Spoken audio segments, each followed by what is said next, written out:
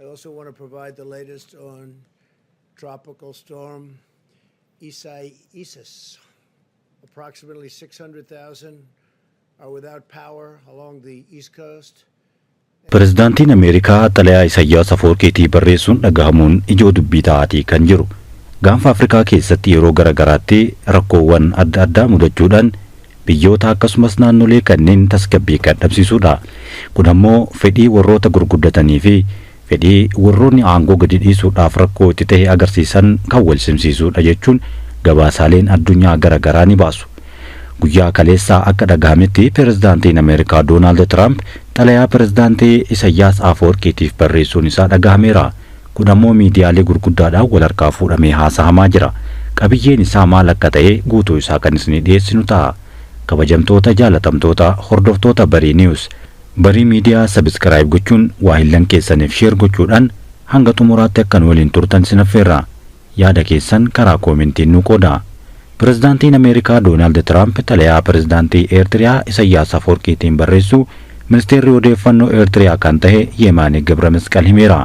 Akka odeeffannoo Yemaanee Gabramasqal fuula X isaa yookaan Tiwiitara irratti barreessetti erga gaafa adoolessaa 30 bara 2025 pirezidaantiin Ameerikaa Doonaald Tiraamp Washington Asmaraa waliin hariiroo wal kabajuu ijaaruu irratti deebistee jalqabuu barbaadde jedhu xalayaadhaan Isaayyaas Afwerqiitii barreesseera jechuun himeera. Hariiroon dhugaa fi wal kabajuu irratti hundaa'ee carraa nagaa gaanfa Afrikaa fi Galaana Diimaa keessa jiraachuuf hojjessa kan jedhan aangaan Eertiriyaa kun dubbiin kun dhugaa ta'uu fi dhugaa ta'uu dhabuun isaa garuu mormii kaaseera. Akka Yemaaneen jedhutti taanaan Tiraamp miidhaa fi rakkoo bulchiinsi Baayiden addunyaa irratti uume deebisee fooyyessuuf hojjechaa jira jedha. Bulchiinsi Joo Baayiden yeroo White House turetti waraana Tigraay keessa ture wal qabsiisee ejensiiwwan nageenyaa fi biizinasiiwwan Eertiriyaa irratti qoqqobbii gurguddaa kaa'ee bira darbuun ni yaadatama. Qoqqobbiin kun ajaja waliigalaa waraana Eertiriyaa Jeneraal Filiip Walda Yohaannis dabalatee aangawoota biyyattii gurguddoo irratti kan kaa'amedha. Kun osoo kanaan jiru bulchiinsi Doonaald Tiraamp yaaddoo nageenyaa biyyaalessaa jechuun biyyoota biroo 11 dabalatee Eertiriyaa dhorkaa viizaa guutuu ji'a darbirraa kaasee hojiirra oolche kaa'ee turuun ammoo waan yaadatamudha. Ajajni dhorkaa viizaa guutuu Tiraamp jalqaba adoolessaa beeksise kun paaspoortii dabalatee fudhatamummaa sanadoota Eertiriyaa gaafii keessa galcheera jechuun gabaasaaleen biyyoota lamaanii baasaa kan jiranidha. Kanaan wal qabatee miidiyaaleen gurguddoon biyya keessaa fi biyya alaatis gabaasa kana wal harkaa fuudhan.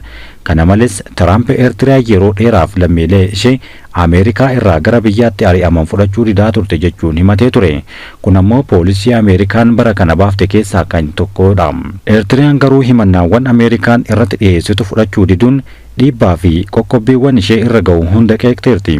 Pirezidaantii Isaayyaas gaafii fi deebii televezyiinii Eertiriyaa waliin adoolessa 19 taasiseen biyyi isaanii Ameerikaan waliin michummaa horachuu ni dandeessi yookaan ni barbaadde garuu kun birmadummaa isaanii karaa hin cabsineen ta'uu qaba jechuun dubbate. Pirezidaantii Isaayyaas gaafii fi deebii kana irratti waa'ee Itiyoophiyaa fi gaanfa Afrikaa kaasee cichoominaan dubbateera. Mul'anni keenya waltumsuu fi hariiroo cimaa uumuu ture kan jedhu pirezidaantii Isaayyaas haa ta'u malee mootummaa Itiyoophiyaa afaanii waraana labseera jechuun himateera. Ajandaa waraanaa isaan jedhan kanaaf ammoo deeggarsa Faransaay, Ameerikaa, United Arab Emirates qaban jechuun dubbata. Kuni garuu guutumaan guututti dhugaa miti jechuun pirezidaantii Isaayyaas Afwerqii dubbateera. Gaafii fi deebii sa'aatii 2 ture kana keessatti waa'ee gaafii ulaa galaanaa Itiyoophiyaan bara kanarraa jalqabdee haasa'aa jirtu siyaasa idil addunyaa bara bulchiinsa duraa pirezidaantii Doonaald Tiraamp hariiroo Eertiriyaa fi Ameerikaa fooyya'uu dhimmoota ollaa fi kanneen birootiin wal qabatan kaasee jira. Keessumaa dhimma Itiyoophiyaa fi Eertiriyaa akkasumas dhimma Itiyoophiyaan gaanfa Afrikaa keessatti dhiibbaa gochaa jirtu kana cichoominaan dubbateera. Kana ammoo guutumaan guututti mormuun bira darbe. Ameerikaa waliin hariiroo gaarii akka hin qabaanneef qaamni hojjetu jira kan jedhan Isaayyaas akka ta'es bulchiinsa Tiraamp waliin hariiroo deebifachuu akka hojjetu ifatti beeksisee jira. Carraaqqiin jalqabaa biyyoota lamaan gidduutti walitti dhufeenya sirreeffachuudhaaf taasifame hin milkaa'in akka hafe kan dubbateef yoo ta'u amma garuu itti fufamee hojjetamaa jiraachuu fi abdiidhaan eeggamaa jira jedha. Jalqaba akkuma dhufeen aangoo yookaan akka qabateen imaammataawwan jiran sirreeffamu jennee yaadaa turre haa ta'u malee hanga guyyaa har'aatti osoo hin sirreeffamin hafeera jechuun bifa qeeqaatiinis Tiraampiin darbateera. Ameerikaa fi Eertiriyaan hariiroo tolfachuudhaaf yaaluun kan dhufe yeroo Asmaraa fi Finfinnee gidduutti muddamni dhaga'amaa jiru kanatti jechuunis gabaasan. Torbaan tokko dura ministeerri dhimma alaa Ameerikaa Maarko Ruubiyoon bilbilaan ministeera muummee Itoophiyaa Dr. Abiy Ahmad waliin nagahaa fi tasgabbii naannoo gaanfa Afrikaa irratti mari'atanii turan.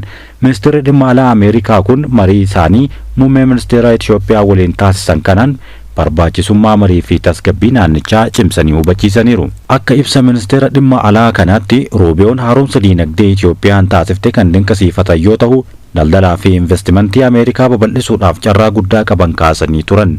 Kana jechuun Ameerikaan bara bulchiinsa Doonaald Tiraamp keessatti biyyi kamiyyuu poolisii barbaadde yoo hordofte miidhaan Ameerikaa irratti akka hin geenye qofa barbaadna jechuun kanaan dura Doonaald Tiraamp afaan baasee dubbatee turuun ni yaadatama.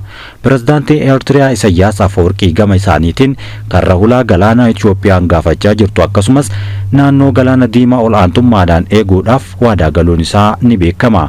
Kanumaan wal qabatee Isayyaas Afeworqii pirezidaantii Somaaliyaa Hassan Sheikh Mohammed pirezidaantii Masrii Abdul Fattah Al-Sisi waliin yoo xiqqaate yeroo 6 ol mari'achuun isaanii ni beekama. Dabalataanis ministeerota dhimma alaa waliin yeroo garagaraatti wal arguun mari'achuun isaanii beekameera. Kana jechuun Itoophiyaan daangaa ulaa galaanaa akka hin argannee fi gara galaanaatti akka hin baane jechuun yeroo garagaraatti keessumaa Masrii waliin walii mallatteessuun isaanii ifatti kan beekamudha.